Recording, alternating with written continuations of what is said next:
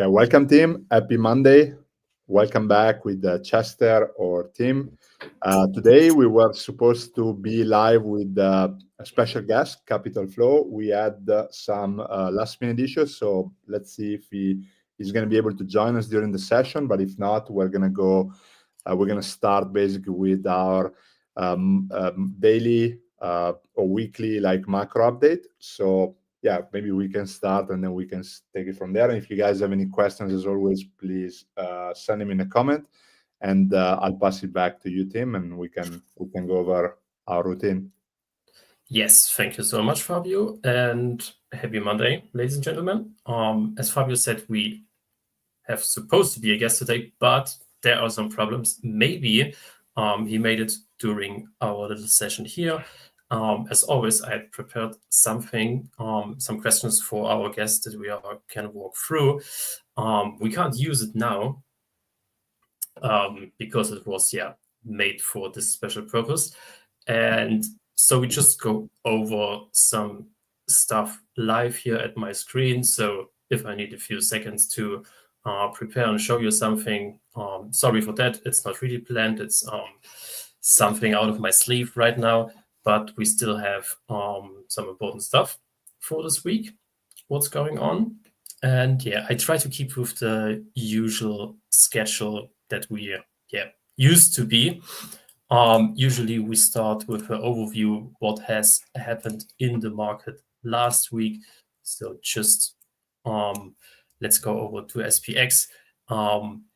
Last week was pretty boring-ish since the Monday, to be honest. Markets are trying to find some sort of foothold down there, and you had these Friday with up nearly 2% in SPX. Some say it was due to good news that we had. Think about Russian-Ukrainian ceasefire negotiations and all this stuff. We think it's kind of mechanical. Selling pressure has reached some sort of extent down there. Volatility came back as well, and then due to positioning, especially in SPX, you then have those intraday flows pushing the index a little bit higher if nothing any more sinister happens in this index. So we had a pretty decent day. Speaking of the index itself, just walk you briefly through here. The big orange line is the equal weighted SPX. We made a low 13th of March during the cash session, and then also equal weighted the index dragged us higher during the Friday session. Friday leaders, tech, SMH, also small caps, IWM, they are looking way weak if we speak about the intermarket stuff that is allocated in IWM. But pretty nice bounce. I think if we speak at SPX in general, this will set some sort of range as we are going into the FOMC next week. Let's switch over to the dashboard that we have here, where we are looking now at ES futures, right? Positioning out here of the NetGex chart, representing all expirations for the options on ES futures. Pretty heavy negative gamma below spot. Usually it shows when you think about puts have been bought below spot to some sort of protection for more downside. This stuff is pretty in the money. From my view, people are now prepared for more downside. This also gives you a little bit more volatility intraday. That's kind of the stuff that we have seen last week with these ranges in ES futures, like 80 or 100 ticks. that's pretty wide. Liquidity was kind of sluggish and bad. People are following me on whatever. They may be used to these charts that I sometimes provide from the CME liquidity tool. And if you go to the stuff, let's look over a 1 year horizon in the S&P E-mini future, liquidity-wise, what's traded on the bid and ask side. You can see, let's look at the weekly horizon, right?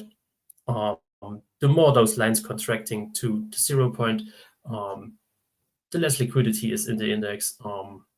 And it makes it harder to fit in more size, but it also makes it pretty more easy to engage a trend, trading a pullback from a significant area.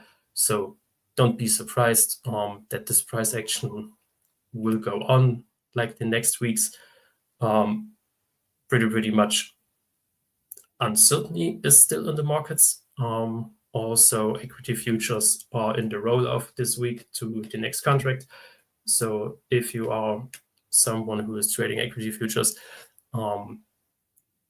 think about risk, think about sizing down a little bit.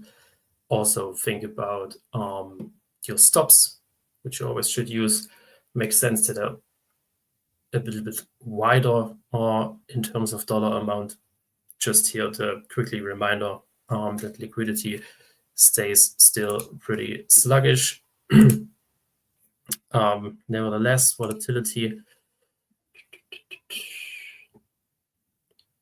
There was a good bleeding out in volatility on Friday. Again, this still, looks mechanical to me, and this little bleed out in volatility also led to a better performance in SPX and ES. The momentum is still very high in VIX options, as you can see here in the dashboard with the models MenthorQ is running. Seasonality slightly negative. I don't know if this fits right now into the current market environment with all the stuff that's going on. Think about the tariffs, trade war. Also the FOMC, which is coming up on Wednesday.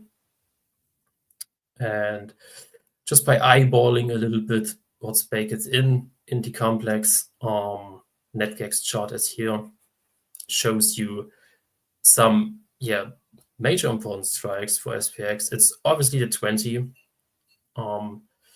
Trading VIX in the teens again is something I don't have on my watch, to be honest. For this, the market acts and looks kind of unstable. But we should see if we are moving into the FOMC on Wednesday, how this will maybe change or not change. But if you are having exposure in the markets right now, highly advised to watch volatility really closely. What happens on those 20 strikes? Also on the upside, 25 then, which should be a new year high in volatility in VIX.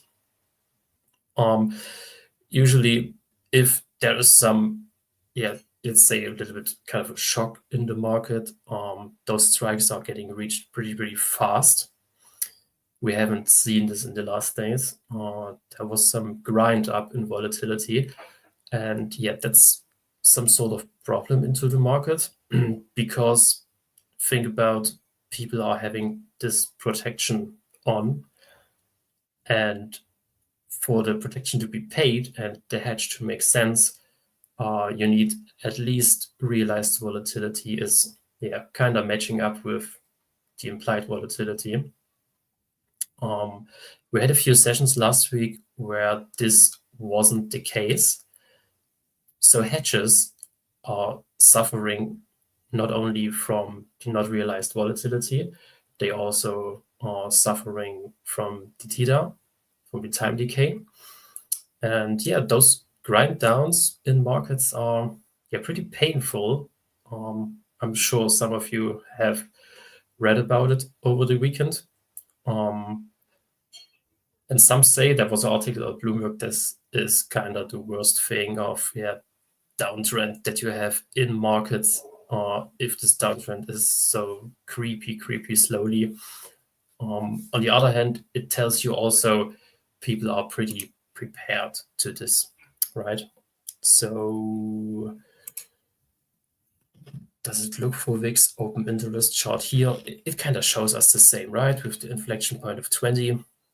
I can imagine if we are trading below here, some sort of relief can start in the market, right? Some breathing to the upside.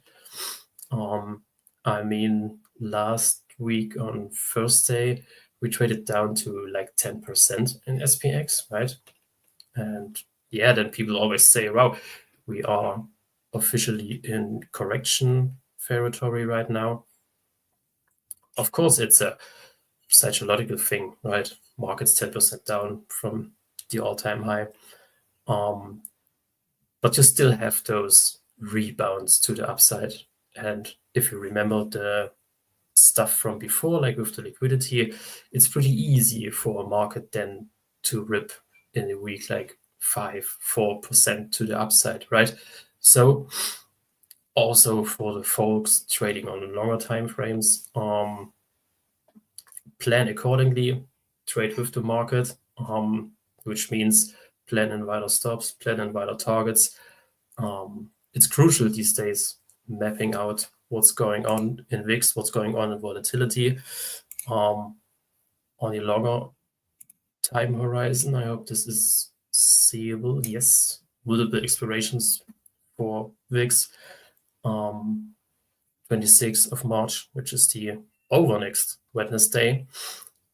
We still have this exposure to the upside. I think this will be present for the next months, weeks, just because markets are not really in sync what they can await from the current administration in the US, right? Because if you look outside the US markets, the rest of the world now is outperforming the US. Yeah, should be a chart.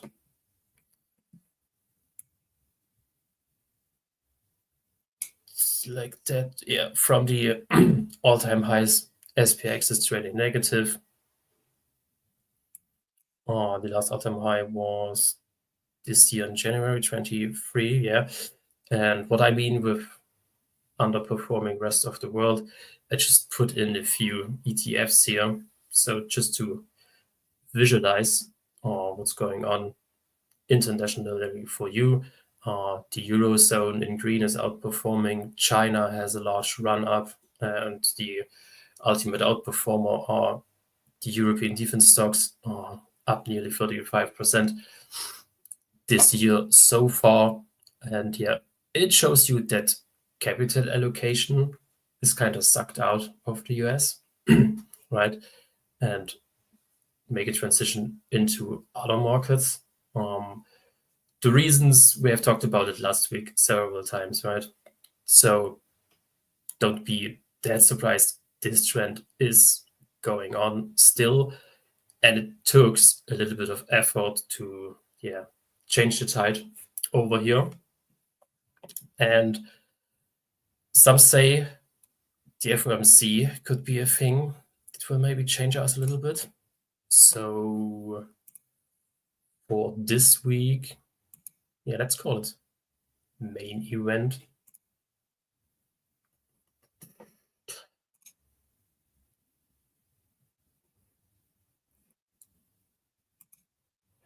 Wait until it's loading.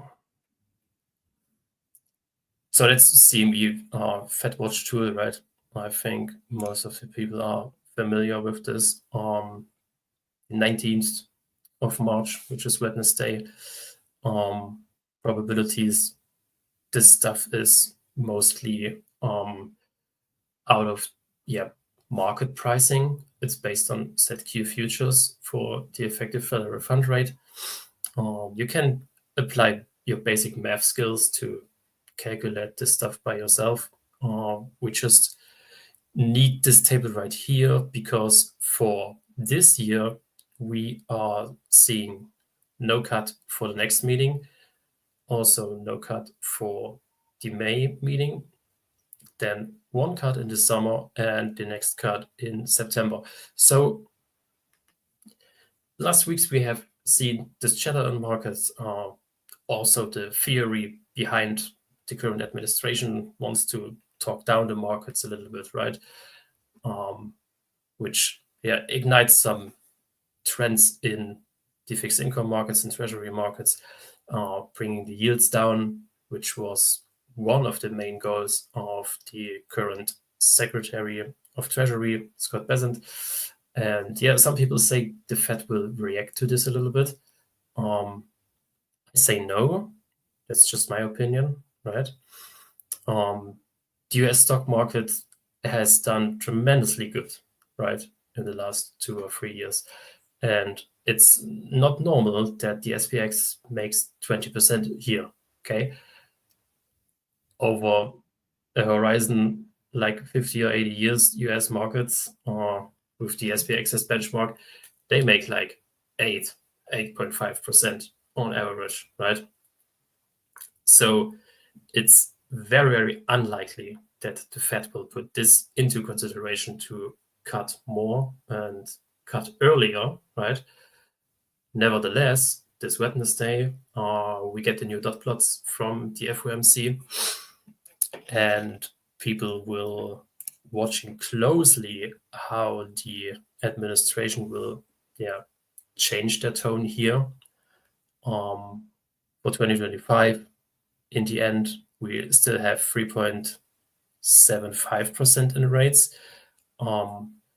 This chart here is just how FOMC market participants are thinking about the path dependency of rates, right? It lacks in forecast, but if this stuff gets published, which is Wednesday, it can ignite trends, right? And markets are always arguing with the Fed what is right, what is wrong, what should they do next, regardless if the Fed says, no, you get your 2 hikes this year and everyone will be pleased, but the market will try to trade their own way. And this will be coming out on Wednesday. And until that, I don't expect that much of movement into the markets. You usually have these 2 days before FOMC where the markets is getting in position, trading out a range, right? If we look at ES futures over here, it already started last week, right? That's the Monday, the white line. Put an hourly chart in there. And as you can see, it's just a big tradable range that you have, right? There's no big incentive to solve this here right now.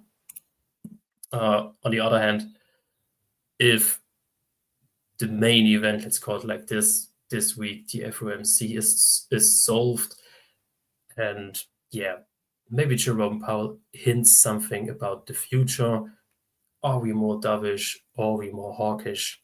Of course, there can be some sort of extension to the upside, just due to the fact that this trend that we have seen in the last weeks was kind of driven of a growth scare into the market, right? Because no one really knows what the tariff stuff will bring. Also, of course, money is kind of, let's say, make a transition into the other markets that I have shown you a little bit earlier, like China and the EU. Something that is not really fitting with this growth scare from my view is oil, right? Let me do this just by eyeballing the current CL contract. You can see we had a kind of good correlation with ES the last weeks, which is down. And then we did kind of the same, right? We tried to find this foothold at the infamous $66 range, or $66 in crude oil, which is really important. Some sort of resistance like years ago. And we're trying to trade upwards here. So the oil market has kind of stopped to price in this growth scare, right? It's, of course, backed by China. This night we had also a nice gap up.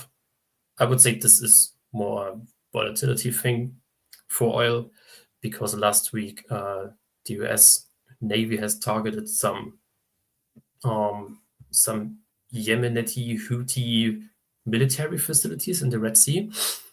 And oil usually like those, let's say, like those headlines or volatility then comes in a little bit. And oil market volatility was pretty low and pretty sluggish the last weeks, despite this trading down market. So it can maybe start to gain some volatility again. And we have oil as well in the dashboard.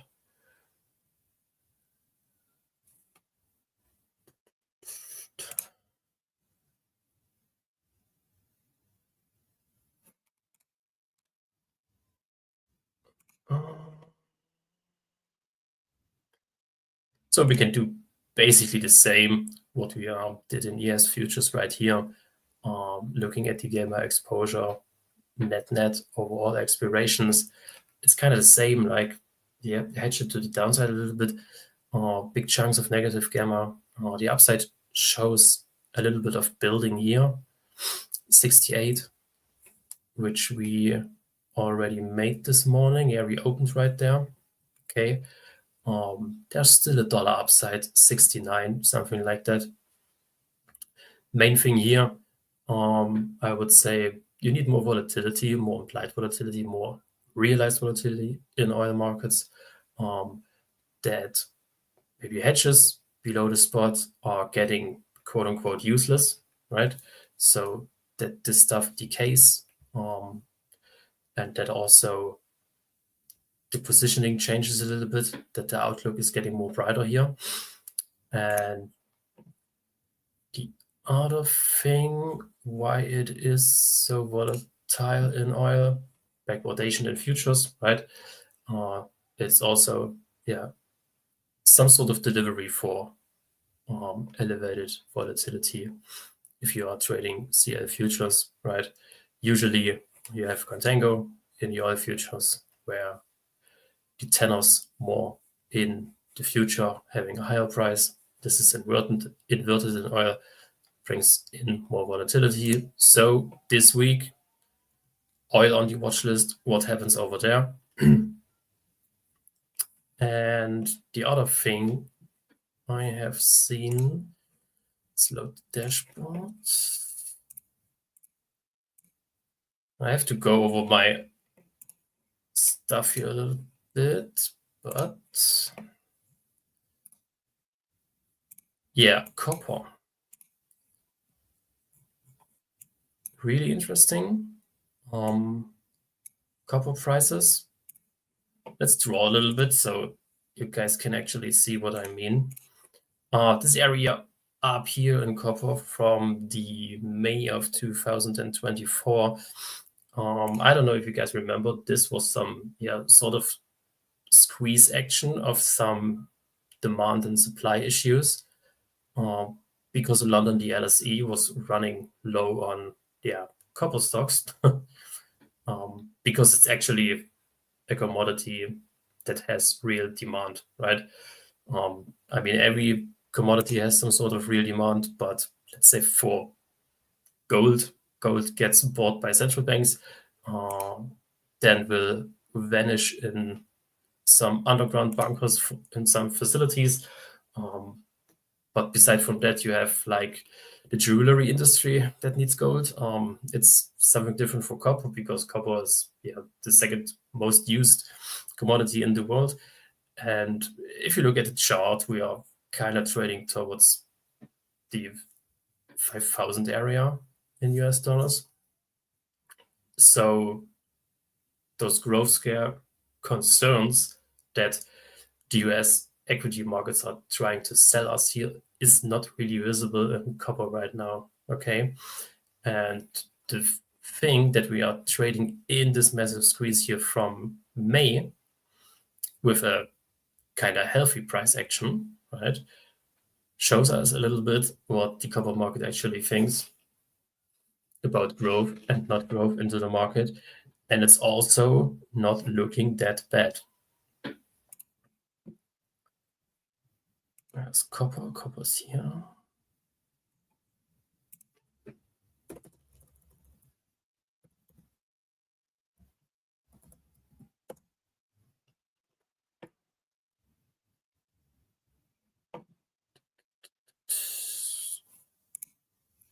Copper dashboard shows you kind of what we have seen in the chart. 500 area, pretty big exposure. It's of course not just a round number. It's also discrete from last May.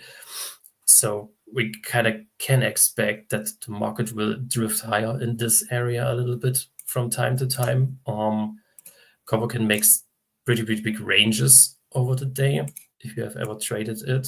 A little bit carefully over there. It can go down like 2.5%, 3% on the day, and can be up the next day like 4 and 5%. It's not a problem for this sort of commodity.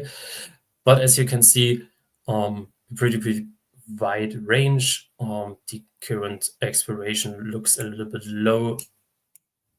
Maybe the open interest is not that high on that area, but if you are looking at the 18th, which is tomorrow, it's getting better. The 26th of March and the 25th of April are showing right now the highest GEX exposure, which is tilted to the upside.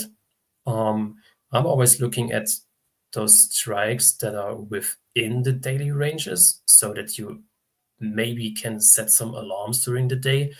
And if we hit, let's say, 490s, which is for the 26th of March expiration, a pretty chunk of gamma, set an alarm over there. And if my thesis is still along, then I would search for entries, right? And basically the same setup is visible into the April expiration. Also looks that we have in this expiration below spot at 480. Yeah, some sort of hedging negative gamma could be, right? You never know. Let's see the option matrix.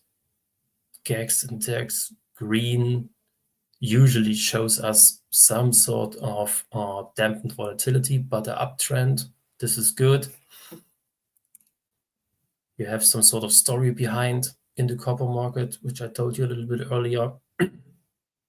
So the second commodity this week that it's worth a look, right? So yeah. Do we have other important stuff this week? I don't think so. Let me see.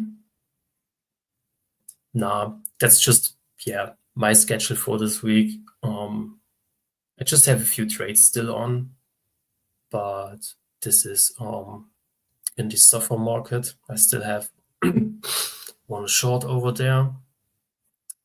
Do I have it penciled in a trading view?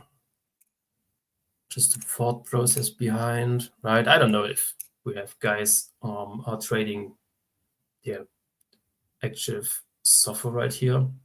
I do it. It's a cool market. It's basically mathematics.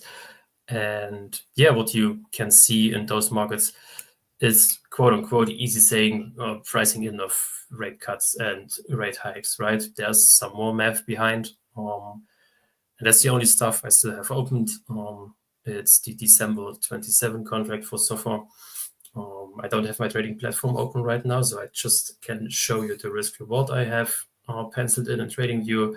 The reason behind was just, fading the expectations of the market due to rate cuts, right? I have shown you the probability score from the CME website. It looks too high for me. And if I plan a trade over there, then I do it in the software contract, which is a little bit more out, right? I mean, that's over 2 years out. The reason behind this, if we are pricing in cuts in the front end, it will also get priced in the other contracts with much longer tenors. But sometimes you have some anomalies where some contracts are pricing in even more. And I thought the Z7, the December 2007 contract was the right one to do this. And I just put the trade then on, draw these lines here in TradingView that I have the reminder what I'm doing next. And if we are taking out here the lows from the beginning of March, then I usually make this trade risk-free, right? Put the SL into the greens and then let it run. Because I think we won't have that much cuts in 2025. And on the other hand, on 27, it will get priced out too as well. Right, ladies and gentlemen. Lil Quant, Oh, I have seen your live with Ben I for Lil Quant. It was amazing. Really good catch.